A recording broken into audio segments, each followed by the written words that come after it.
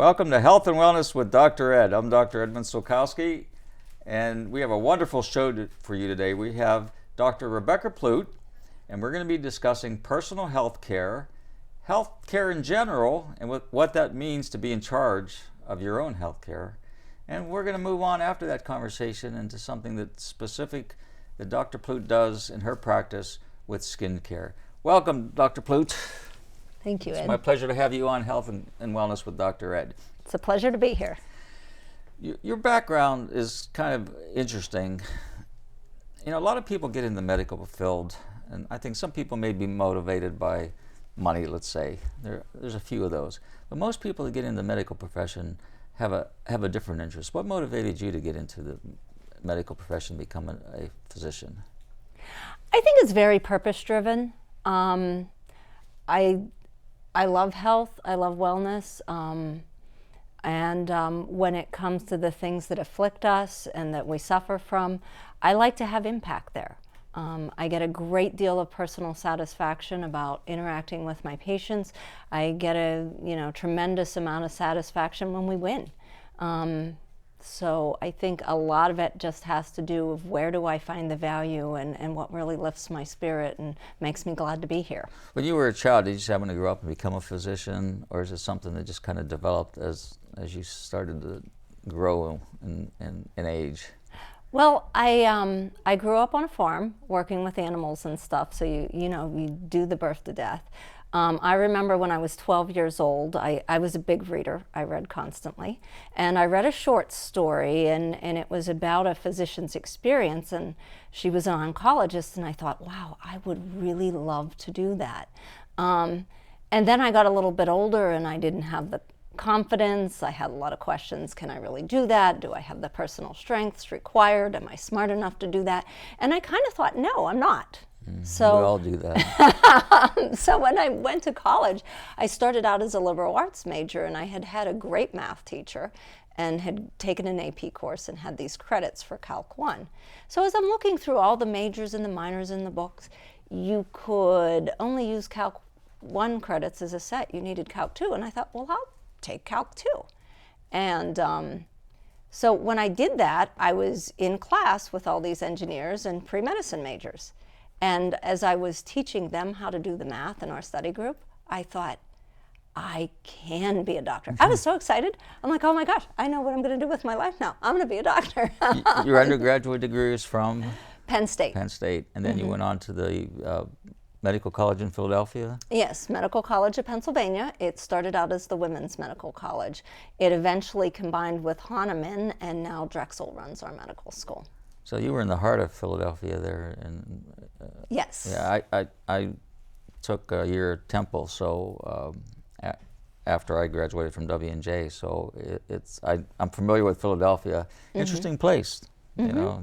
You learn a lot living in Philadelphia, coming from this area. Yeah, there's cultural differences. Yeah. You know, I did all of my education and residency in Pennsylvania, so I'm an expert on Pennsylvania. I've lived everywhere in Pennsylvania. Everywhere in Pennsylvania. So currently your practice, and it's Paragon Personal Health Care, is located in Canonsburg. And why Canonsburg? I went to high school in Canonsburg. My kids go to high school in Canonsburg. The area is just an amazing, really little kind of miniature culture on its own. The people you've got a wonderful eclectic group of people. You have blue-collar workers, you have white-collar professionals, and everybody in between. So it's just a neat area, and I have a lot of personal ties. And what's nice also about it is Canonsburg is located centrally, Peters Township, Washington, Pittsburgh. Interstate 79 and Route 19 make it so convenient for anybody to come to Canonsburg, and it's kind of amazing. Yeah, it's very accessible. Yeah, and and we all tend to come back home, right? Yeah. So you have this very interesting practice, and you've changed, and I think what people probably don't realize is medicine, which was maybe the country doctor for how many years, where the physician came to the home and treated their patients, and then it started to get real centralized, where you went to the doctor. Then it became even more centralized, where big corporations, pharmaceutical companies, hospitals bought up all the practices. And that creates, I would call it actually a wall, because you have to go through a bunch of steps to get to see your physician. And at one time, that's kind of how you practiced, right? You were part of that system. You're not part of that system any longer. What was the change? Well, when I was in my practice, it was with a large organization that had multiple physician offices and started to do this centralized scheduling and these sorts of things. And I started to feel more and more like we're in an assembly line here, that we've got 15-minute slots, we've got to get people in and out. And I don't think that's an effective sort of medicine. It's a little bit of a Band-Aid thing, but you never actually get that opportunity to teach people to understand their health conditions and to understand what will make them well and what will make them sick and how their medicines work. You just didn't have time for that. I didn't have time for that, and that was important to me. So as I worked in the organization, I had an opportunity to do something called patient-centered medical home. And that would put the patient back at the center. And I thought, well, that makes all kind of sense. So I got involved in the project, and still at the end of the project, even though we were very successful in implementing all the elements to it, I still didn't feel like I could just talk, build relationships and trust with my patients, that I was still running people in and running them out. And at that point, I literally Googled happy doctor. Because I wasn't happy, and I knew none of my colleagues were happy. And concierge medicine came up, and the number one thing that concierge medicines were saying about their practice is that they were enjoying their practice of medicine again because they were getting to engage patients, teach patients, learn from patients, and really be more effective at some of the issues that really cause deterioration of our health prematurely. My understanding, a lot of these centrally localized corporate practices, hospital-owned practices, have quotas that physicians have to meet on a daily basis, and that's why they can't spend a lot of time with their patients. And if you think about it, your relationship with your medical practitioner is extremely important, because if your practitioner doesn't understand you and your needs and your wants, how do you effectively treat a patient like that? So it's amazing to me that there's, and I think a growing group like yourself now, that have stepped out of that at some risk, I think, you know, and are now centralizing the focus on the patient and not on the practice. And that's commendable. I mean, you know, in our practice, that's how we try to operate. We're a family-owned business. We centralize on our patients, not on some corporate practice own thing that somebody says, hey, you have to see so many patients and produce so much production and so forth. So it's amazing how I think you're turning around and actually going back in history on medical care. And it's interesting, financially my practice runs by members paying a monthly or annual fee, which is actually very similar to when a town 150 years ago wanted to attract a doctor. That's what they would do to support the doctor being able to come to town. So it's very similar to that. There's a lot of overhead and hidden cost in having a billing insurance in those relationships with third-party payers. In my office, we still work with them. We still get auths for them. We're still credentialed with them, but the actual services that I have between me and my patient are private contract the patient pays out of their pocket, a subscription fee that is often lower than most people's cell phone or cable bill. And that is what allows me that time. Those large practices have a lot of overhead. You need to see people quickly. They're volume-based. They get paid per visit. It doesn't pay that practice if somebody calls in and just needs to talk to the doctor because they have some question and some advice. It doesn't pay to practice to do that, right? That's just not in their business Everything's model. A billing code. Right, right. If and they don't have a billing code, they don't have much incentive to do it. Yeah. So what that allows then is you to devote time and effort to the wellness of your patient. So we use this word concierge, and I have a personal concierge insurance agent, both health insurance agent and my home and auto insurance agent is a concierge. And the difference was amazing to me. Would you define what that means, concierge, in the healthcare practice? I think to contrast what it means, sometimes understanding what it's not installed. In the larger practice, it's very assembly line, it's very manufactured, it's very follow the algorithm and keep the thing rolling.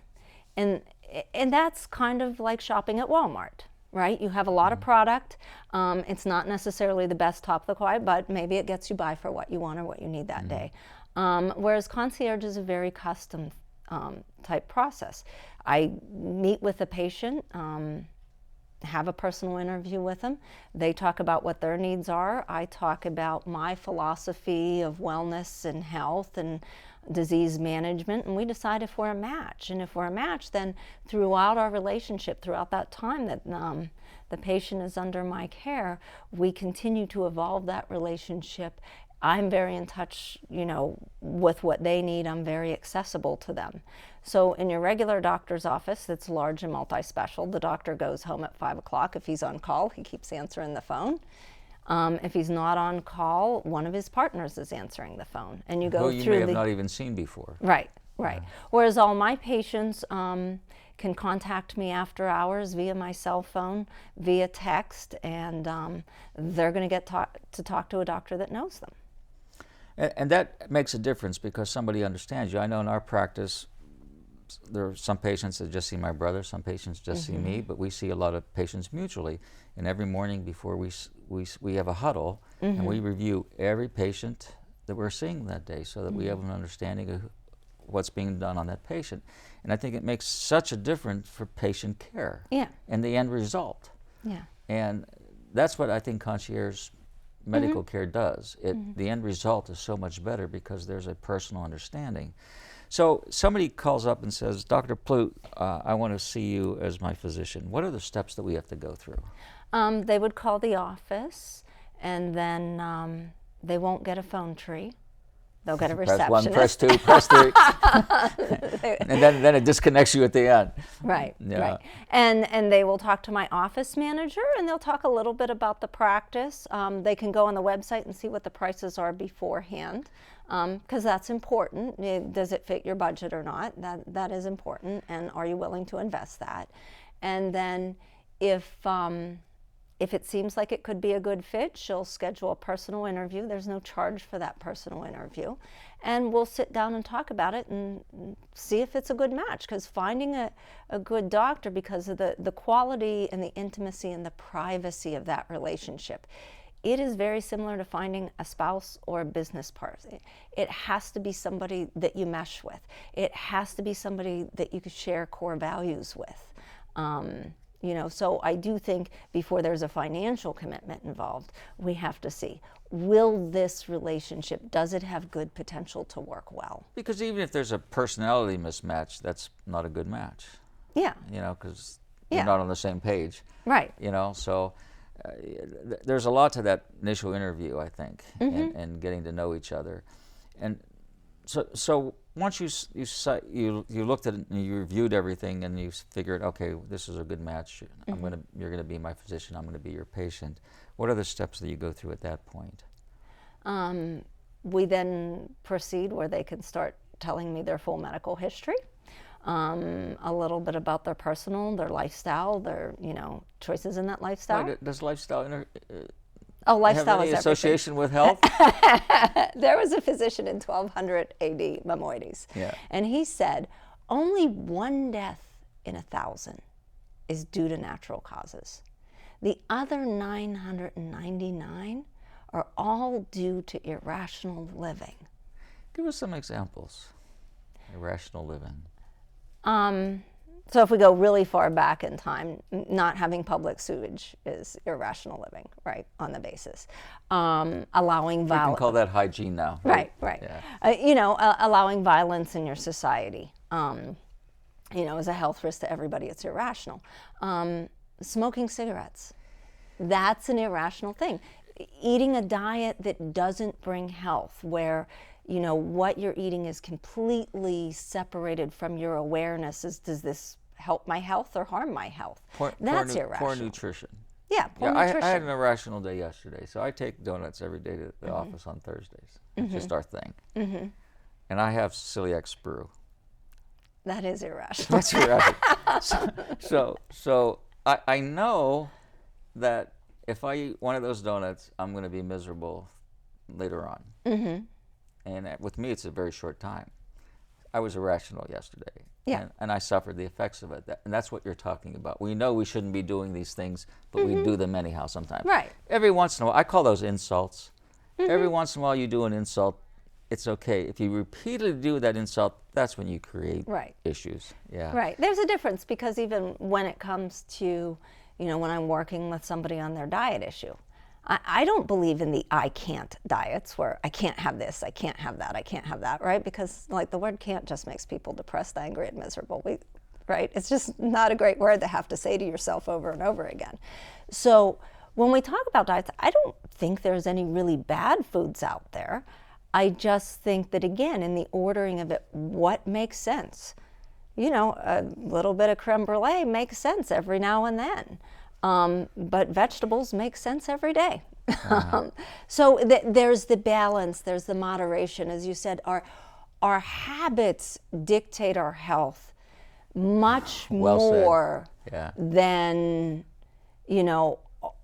a celebration that we have on Valentine's Day with our spouse. So you mentioned one of those irrational things, and you would think with all the public indoctrination out there going on with smoking, yet people still smoke. I see the effects of it in the mouth every day. And even though you have that conversation with your patient, they look at you like, well, so what? Yeah. On one hand, I want to have healthier skin, or my family has premature coronary artery disease and stroke, and I wish that not to happen to me.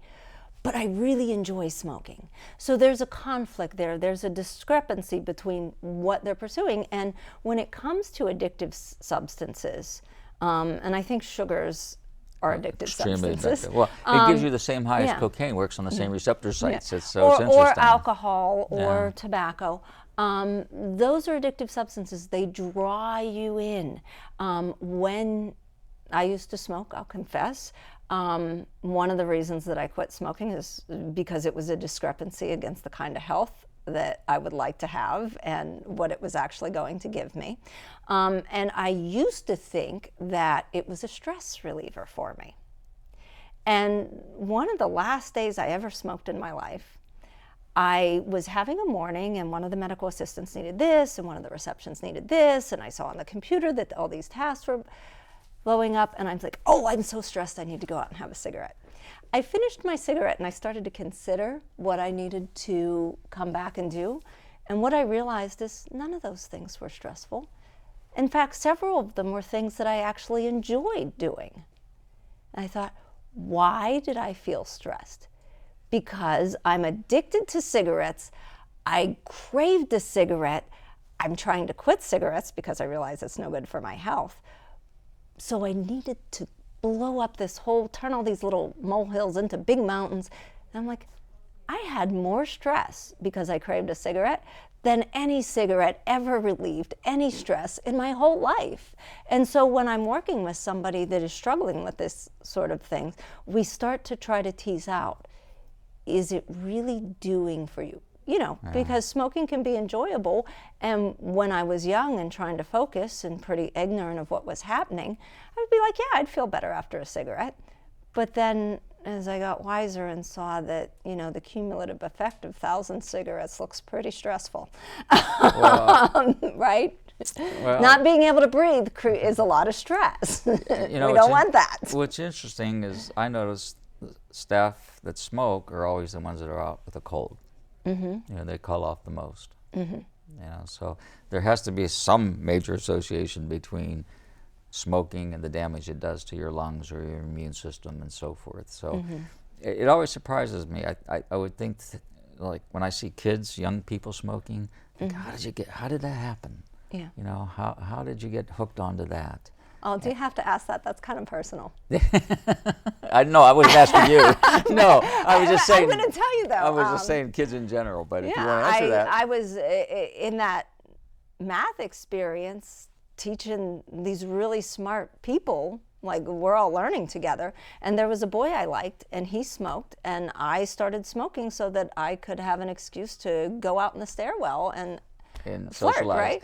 Yeah. But a simple thing like that then gave me a 10-year fight to get off the thing. You know, I always say this. You get up in the morning and you shower and you wash your hair and you brush your teeth and you put on clean clothes and you light up one cigarette and it's all for naught.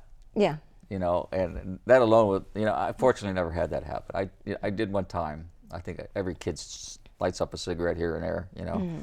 And I smart as sometimes I think I may be, sometimes I'm pretty stupid. And we all have our moments. I was a little kid and I went into our den and I got a pack of cigarettes and I opened the window and smoked, and my father smelled smoke in the house. Like, I didn't think it would go outside the room. He said, "I just finished a pack." Well, never touched a cigarette in my life again because that was miserable. Yeah, because right, because at that age you like smoking a pack when you're not. After the second cigarette was like, I was sick and we weren't touching that again. So I never had that issue. And when you don't smoke and you see somebody smoking, it makes it a little harder to understand, of course. But I see the damage on a daily basis. And if one message I could deliver today is to all you young people out there, don't get into that habit, because it's a lifetime of sickness. Right. And I would say, when somebody says, is the damage all done? Is it too late? And here's the amazing thing about the human body, and the amazing thing about the fact that we have great technology and great techniques to repair things, is that for somebody who's smoking 5 years after they quit smoking, their risk of heart attack or stroke is the same if they had never smoked at all.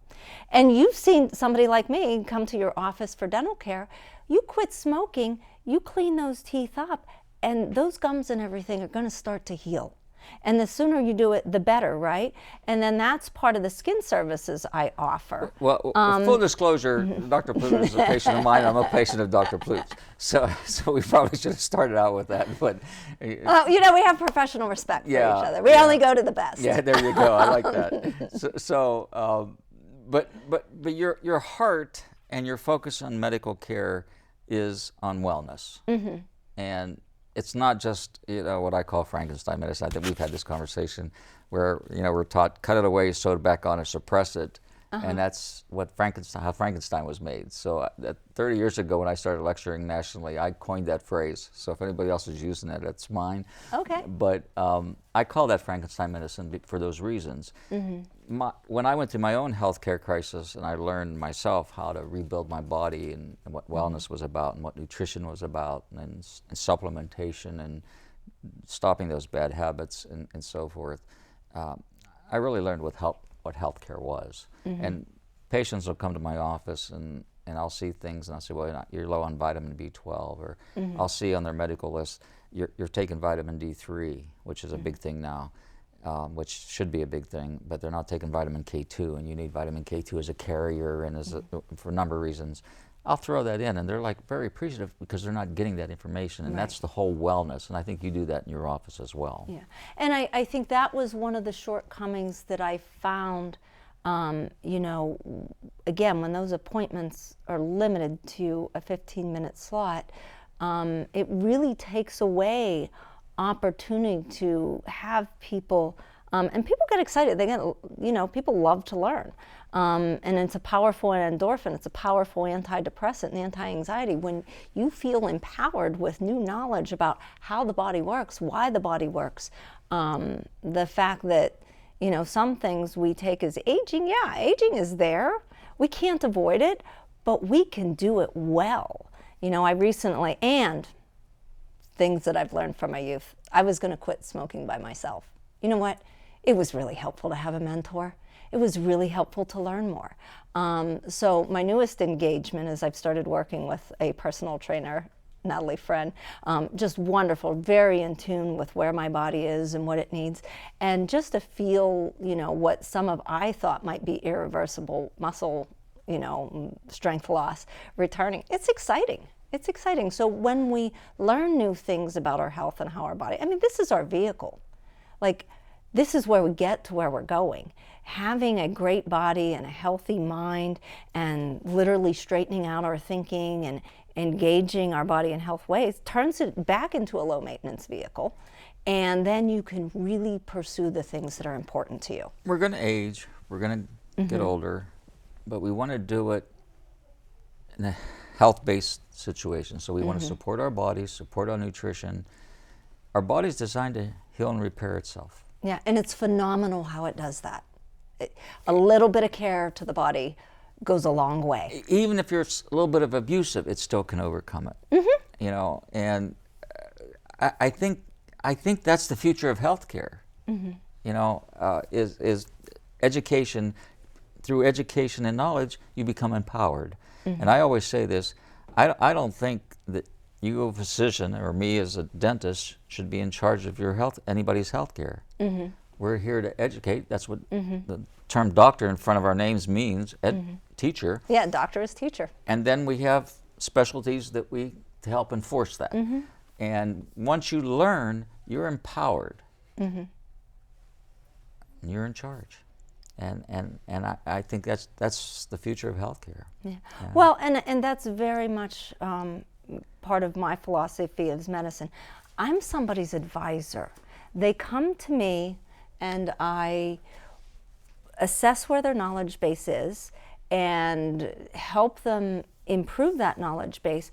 They stay in charge. So when I make a recommendation and somebody says, that doesn't resonate with me, that doesn't feel right, and I'm like, okay, well, let's explore, because there's a wide array of possibilities of how we can manage a specific problem. Let's explore the other things that I might recommend and see what resonates with you and see when that resonates with you. And sometimes that approach throws a little light switch on in somebody's head, and they start up, they're resistant to something, and then they start with, let's say, the most minor suggestion. And then they see an improvement, and then they start to build on that. Dr. Plute, we're going to go to a break here in a minute or so. Okay. And when we come back, you have an aspect of your practice that I don't think anybody else around here has, and that's with skincare, which is, you know, the skin is a reflection of your overall health as well, but you have some ways to make the skin look a little better. And I think that's unique. And actually not just look better, but be better. But genuinely be better. Yeah. So it's an exciting thing to me, because it does reverse some of the wear and tear of things that we've done wrong with the sun, or just things that gravity were doing to us.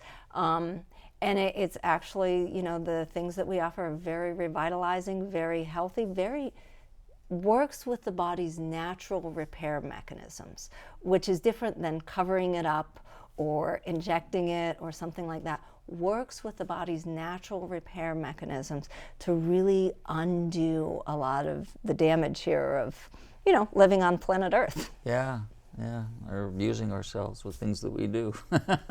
So we're going to be back here in a minute at Health and Wellness with Dr. Ed with Dr. Plute, and we're going to focus now on the second half of the show about skincare.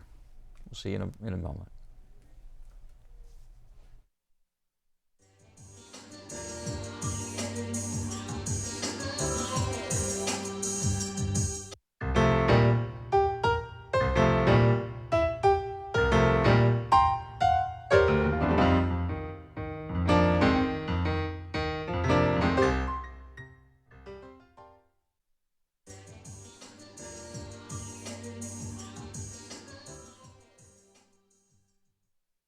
Welcome back to Health and Wellness with Dr. Ed. I'm Dr. Edmund Sulkowski, and we're here with Dr. Rebecca Plute from Paragon Personal Health Care. And I'll tell you, it is personal health care. Dr. Plute's located in Canonsburg, and her practice is very unique because she's a concierge physician, and a concierge physician is someone who gives you personal attention. That's basically the easiest way to say it, I think, doctor. And it's a one-on-one patient relationship, and that's the best relationship you can have with a healthcare provider, in my opinion. So, do you see all ages in your practice, or is it? Yes, I'm family physician, so I've had newborn babies, and I've had people that are 107. 107. That's a healthy old age there, 107. And so you're treating various conditions, various states of health, and so it's a very encompassing practice. Yeah, very conventional practice, all the usual things. I mean, you know, I know all your family, and you've got a great range of family there, and you could have a practice just on your family. So you're talking about the 7 children. The 7 children you have, yeah. So you see a lot. Is there one thing that's stands out more in healthcare right now as far as a pathology condition that you see? I think as we talked a little bit about lifestyle, and I think, you know, I very much, when that physician said, you know, almost 2,000 years ago that 1 in 1,000 deaths is, you know, natural and the other 999. So, you know, almost everything I see, there's some environmental component. You know, how are we thinking? How are we interacting with our food? What are we doing with our sun exposure? You know, what are we doing with moderation on, you know, caffeine, alcohol, nicotine, all those things. So as a result, a lot of high blood pressure, a lot of diabetes, you know, and then of course there's all the usual things. I'll see a sore throat or urinary tract infection. But a lot of what I do with the one-on-one really has to do is because what's up in here translates to how the body's doing. So if we can work on that and people become knowledgeable and empowered about their conditions, whatever it is, we can not just address the medication, which is important, or when somebody needs a procedure, which is also important, we can also work on that preventative. You know, it's said in medicine, a good physician can diagnose the problem and prescribe the appropriate treatment, but a great physician can see the problems coming and prevent those problems from ever occurring. And I think preventative is the key issue with healthcare. You know, why are you going to wait till the problem manifests and then try to resolve it when it becomes difficult to do that? It's all preventative care. Right, we can do that, but ultimately the functionality and the result is better when we're one step ahead of the game. Yeah, exactly. Unique to your office is you have a wonderful facility with some extraordinary equipment, and I know very expensive equipment, that helps you treat skin conditions. So let's start off with one of the treatments that you do. Kind of explain why you would do that treatment, what you see on your patient, and why you would do that. So I'm going to hand that over to you. Okay. What are one of the treatments that you do?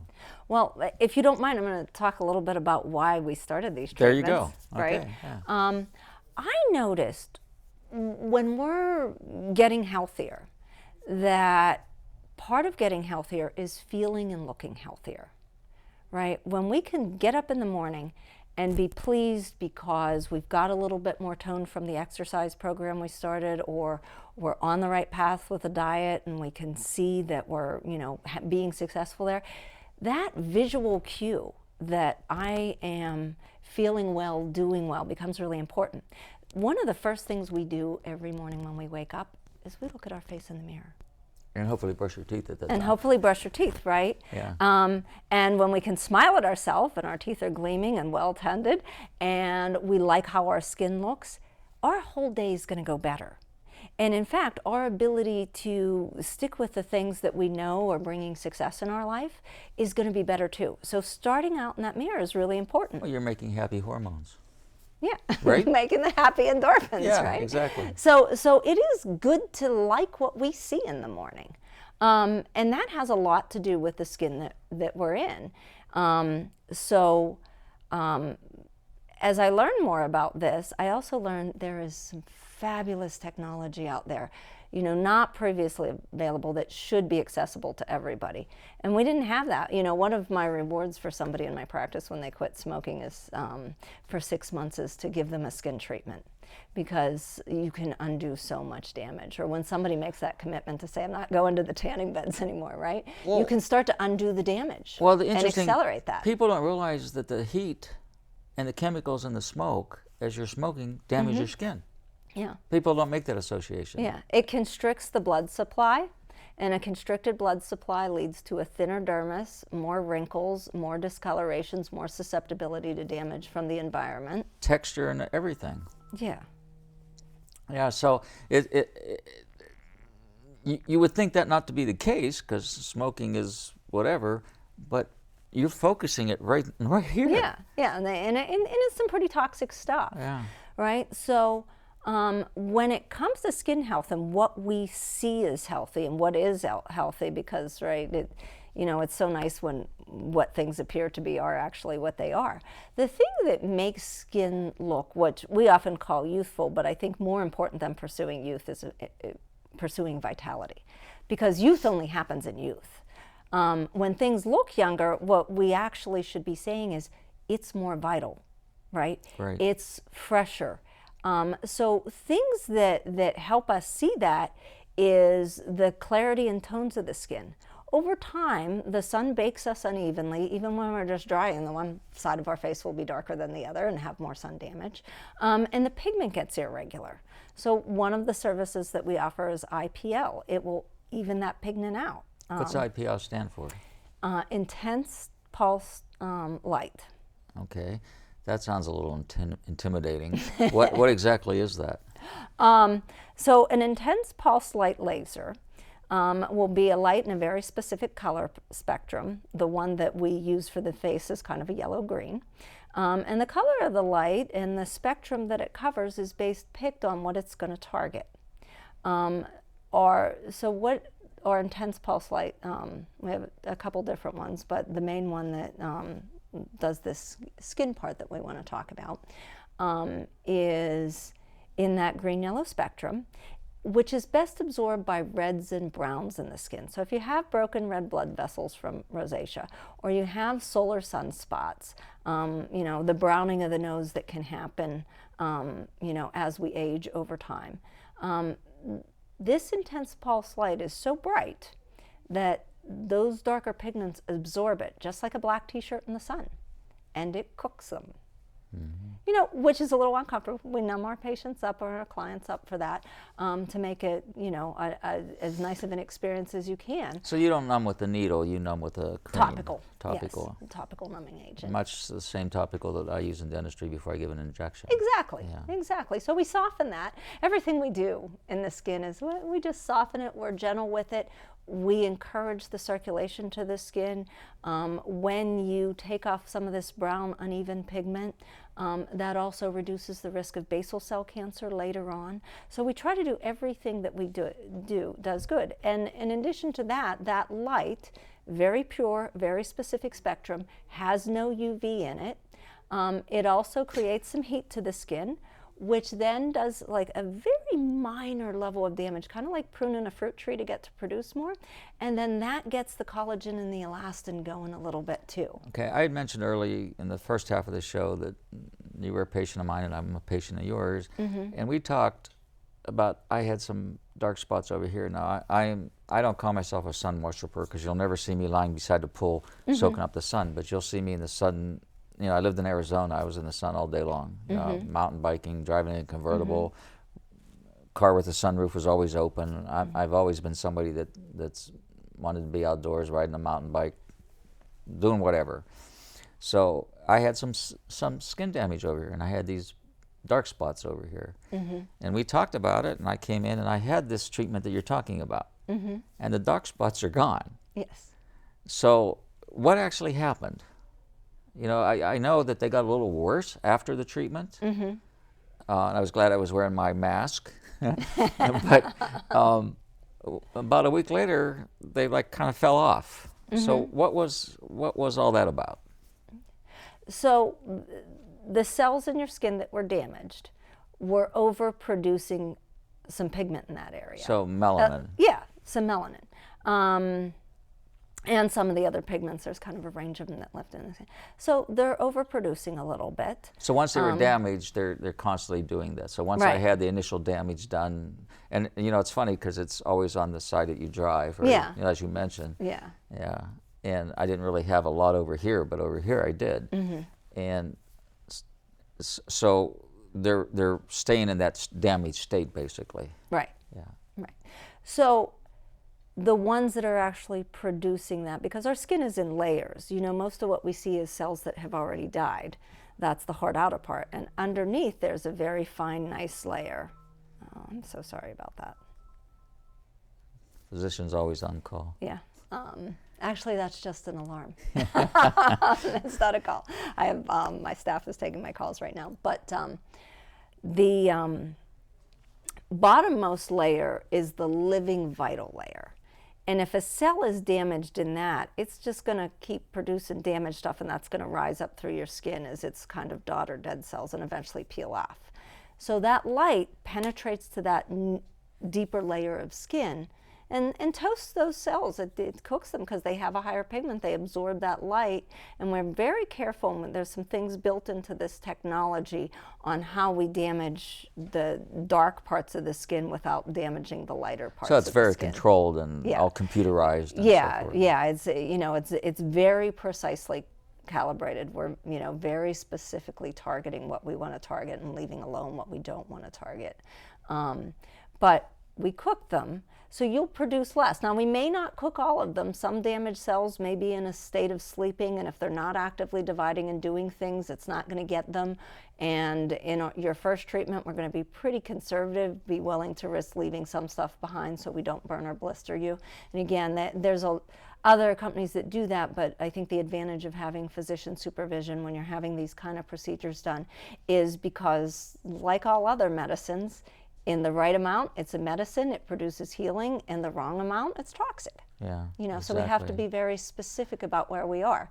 So once those were cooked, they still had to rise up through your skin layer. So you noticed 2 or 3 days after you had them done, you had some dark peppering, almost black in some areas. Yeah. And eventually that just had to normally shed off. I had a lady, very excited to get some stuff done that she didn't like because she felt like this, she got these solar lentigos and there were these brown spots and she felt they were making her look like an old lady. So she's so excited, she tells her husband all about what she's going to have done. So she comes to our office, has a wonderful treatment spot. We can see those spots turning a little bit browner. They're almost coffee colored right after we do them. And we're like, yes, we're right on target. We're getting what we want. She goes home, has dinner with her husband, and he looks at her and he said, "What did you say you were having done with your brown spots?" She's like, "Oh, I got them lightened." He's like, "They look darker." She's like, "That's a good thing today." And that's exactly what happened. Mm-hmm. These spots got darker, mm-hmm. and it kind of looked almost like I had razor burn from shaving, Mm-hmm. And then I think it took 5-7 days, and then they were gone. Mm-hmm. So should I tell what my experience was and what this felt like? Well, I'm always willing to try anything. Mm-hmm. Anything that's going to be health improvement, and being a dentist, we're worried about tissue, we're worried about teeth, but we're also worried about the cosmetic aspect of it. You want to look your best, you want to be able to chew, so all that plays into the picture. And so you put a topical on me, which kind of numbed it. Mm-hmm. And then you put this, I think it was a thing to determine the melanin reader. Melanin reader, the skin cell. Which wasn't like nothing. But then that light that you're talking about felt like, I'm going to say it like a Pittsburgher would say it, like I was being stung by a mild gum band, a rubber band. And it wasn't anything that was that big of a deal. I mean, the first one was kind of a little shocker, but it wasn't like something you can't tolerate. It's like that first little injection when you get a shot, the minute it goes in and then it's over, And it was just a succession of those flashes of light. And it was really no big deal. I mean, it's not something I would do for fun, but it was. Yeah, we have procedures that are fun. That just doesn't happen to be one of them. That's not one of them. But it's not bad. No, it was just like a little thing, And then the next morning when I looked in the mirror to brush my teeth, and I went, "Oh my! I don't know if I even want to go outside looking like that." And then again, I wore my mask. When those things came off, it was like, oh my gosh, they're gone. Yeah. And I've had those for years. I'm sure if you look at past videos of this TV show, they were there. And they're no longer there. And then you pulled out some other ones that I didn't even know I had. So it to me, was it worth? Absolutely.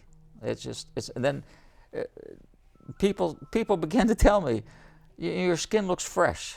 Yeah.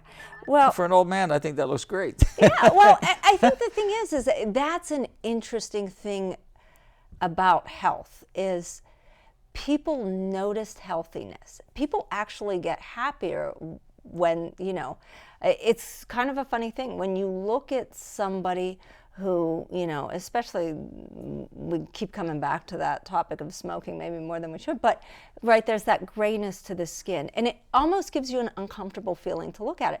But when you look at somebody, especially somebody you know, and they're looking healthier, that's a pickup for everybody around you. They're kind of excited. I know, you know, one of your receptionists said, "What'd you do? Because I want that too." Oh yeah, she right? did. She did. Yeah. Because when we see health in ourselves and the people around us, that's exciting, that's fun, and that's, you know, definitely part of the thing. You know, Serena's our esthetician that does, you know, the procedure, a lot of the supportive decisions her and I work on together, and, you know, she takes you back there and gets your picture so you can see your progress, right? Because you look at your face every day, you don't see it as much as other people see it, or when you come in and see what your pictures look the last time you came in and what they look like now, you can enjoy that progress and see that, you know, this is good value, that, you know, what you invested in terms of time makes a difference. Now, you said that next day, many of our people who don't have the level of Arizona type sun damage that you have, the amount of peppering that they see is pretty mild. Maybe nobody even notices what they get. And I've had 3 of those treatments on my face. And yeah, the first one, it was pretty noticeable that I'd had something done, but my third treatment, again, very little of that because most of the damage was gone, and now we're more in a maintenance phase where I can do that once or twice a year and keep that clear look. So what's this treatment called again? IPL. IPL. Some people call it a photofacial. Photofacial. Because you will see the flashes. This light is so bright and intense, even though we've got your eyes completely Blacked protected out, with the light and blacked out with, you know, a steel shield. You will see that light just like when you were a child and you saw a flashlight shining through your hand and you said, "Oh, look, I can see those veins." You will perceive that light. It is when they say intense, that word's an important word. Yeah, it was intense. It's an intense light, so you do see it. It's a lot of power. You hear a little snap, and and then you feel the little. And I'm going to say the best explanation is a rubber band being snapped, not from a great distance, but still being snapped. And you feel that every time that flash happens. Yeah, and in addition to the color, which is the main thing that we're addressing with that, whether we're talking about the red rosacea vessels or we're talking about the brown solar damage spots, it also helps the glands in the skin function in a healthier level. It is such a bright light that it does act as an antiseptic, so we also use it in an acne treatment series. So kids who have an issue with acne, this is a good treatment for that? This can be a part of their acne management program, is to get monthly IPLs for a few months. And sometimes if they have the scarring and stuff, there's another technique that we use that's called fractionated laser that also helps with the scarring and the oil production. So you've had this procedure. How many times on average, would you say it takes for you to get rid of these? I know it depends on the state of and condition of the patient, but on average, how many treatments? Probably 2 or 3. 2 or 3. You know, the range is 1 to 5. You know, I've had people come in that, you know, I had somebody who had got a hyperpigmented scar when she was young. She had some glass cut the bridge of her nose, and the part of the scar that you had seen is that the scar had become very brown. I thought it would take 3 to 5 treatments. 1 treatment, all of her brown was gone. She was so excited. I was excited for her. And that's the thing about, you know, maybe concierge medicine in that I'm very invested in how my patients are doing. You know, I think sometimes people say, well, physicians don't care. Well, it can be tough to care, because when you care, when people do well, you're excited and happy. When they have one of those terrible setbacks, it's heart-wrenching.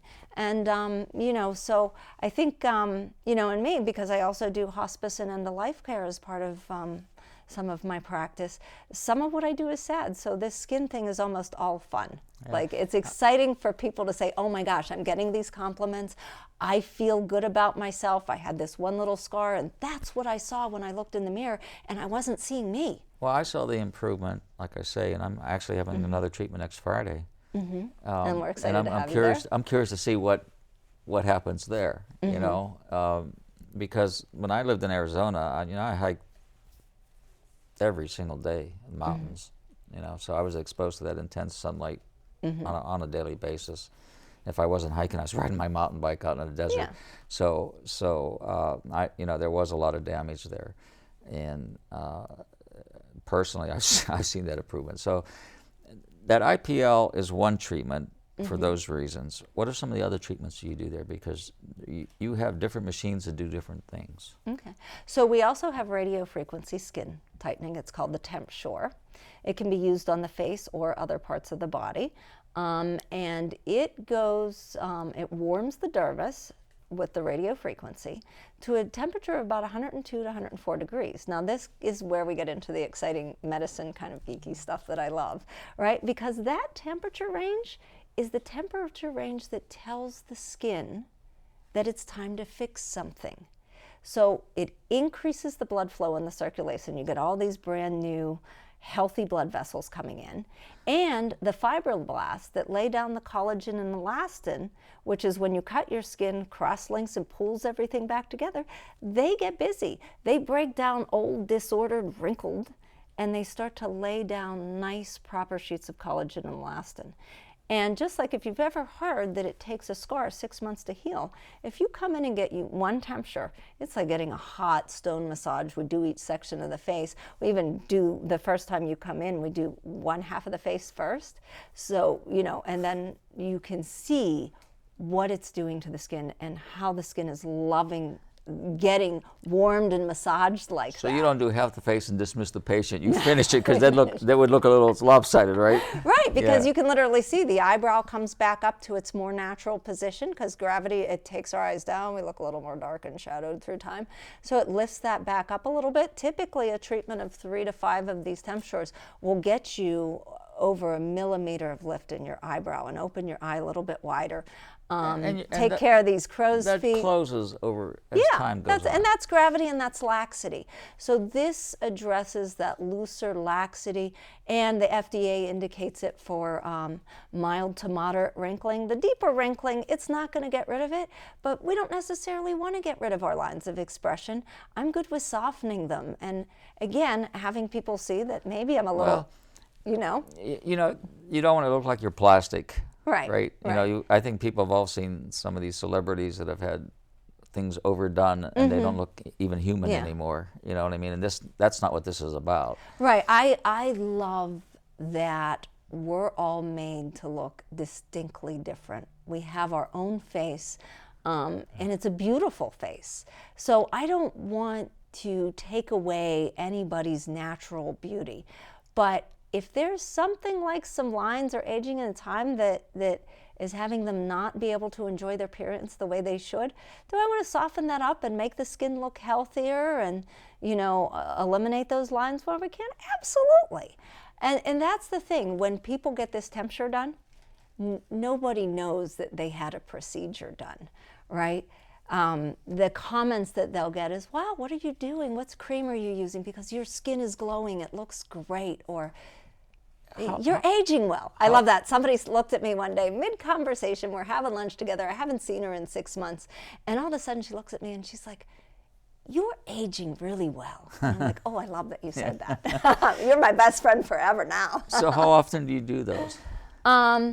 A typical series, and we're very customized. There's a lot of these laser pop-up places that you go to is just going to say you've got to buy a package of 6, whether you need 6 or not, whether 6, this is the package you've got to buy. We do very customized signature treatments, so we can mix and match our treatments, and so we can work on a time frame. There are some people, particularly our older clients that are 60 and above, who say, I want all those 5 treatments, and we'll bring them in every month and do a treatment every month. And there's other people who do a combination of, IPL is like icing on the cake. You start fixing the structural stuff with the temperature and the fractionated laser, and then polish it off with an IPL. So, I would say on average, most of my clients get 5 treatments, and the treatment costs range $125 to $350. And, and they do those 5 treatments, and then after that, they'll come in once or twice a year for a nice fresh up. A refresh. Yeah, it's a refresh, but this is kind of a permanent change. So if somebody came in and they said, I'm just going to get one temperature. What's going to happen? For the next 6 months, their skin will continue to improve, because once you trigger the laying down of the collagen and the elastin by those fibroblasts, they're going to keep doing it for 6 months. Right? That's just what happens once you trigger. So even if you didn't start treatments, even if you said, I can only do this once every 6 months, you're going to get results. And then once you complete it, you're going to look 5 to 6 years younger than you looked before you got it. So we have a couple minutes left. This was a fast show. Fractionated laser, what exactly does that do? It is the creme de la creme of when you hear about microneedling or something like that. This is actually putting teeny tiny pinholes in the dermis with laser. So when you get that little square on your face, it's like tiny little bee stings, and like about 50 of them each time we fire that, and we'll cover the whole face with it. And you numb that as well? That's numb as well. Unless there's people like me, I prefer not numb, that, like numbing for me burns a little bit. So it's certainly doable without numb, because it's not most terrible. Difficult patient. Yeah, No, I know, I'm I don't kidding. mean to be difficult. But people have that choice, because we're all about choices. But most people choose the numbing, and I do recommend it. But again, you don't have to do it, because it is tolerable enough to do it without numbing. And it puts those tiny pinholes in the dermis, which, like the TempSure, then starts to get those activated. You get the blood flow, you get the clarity. The advantage that has is it goes a little bit deeper than the TempSure, so for deeper wrinkles it has more impact, and for larger pore sizes it helps with that, and it also tames some of the overgrown, over-secreting glands as well. Awesome. We're at the end of the show, Dr. Plute. I think a very educational show. I think people have really learned a lot today, the different aspects of healthcare. You can find Dr. Plute in Canonsburg, ParagonPersonalHealthcare.com, and you can look her up on her website and get a lot of information. Give her a call, make an appointment. I think you'll be happy with the results. I know I was. Remember, healthy pet is a happy pet, and when you're happy, you're healthy as well. Or I said that backwards. When you're healthy, you're happy as well. Also, you can hear us every Saturday morning on Health and Wellness with Dr. Ed Radio at 9 a.m. on AM 1250 The Answer. Dr. Rebecca Plute, thank you so much. Thank We'll have you you. back again in the future. I'm looking forward to it. All right. God bless everybody. We'll see you soon. Bye-bye. Thanks, everybody. That was a quick show.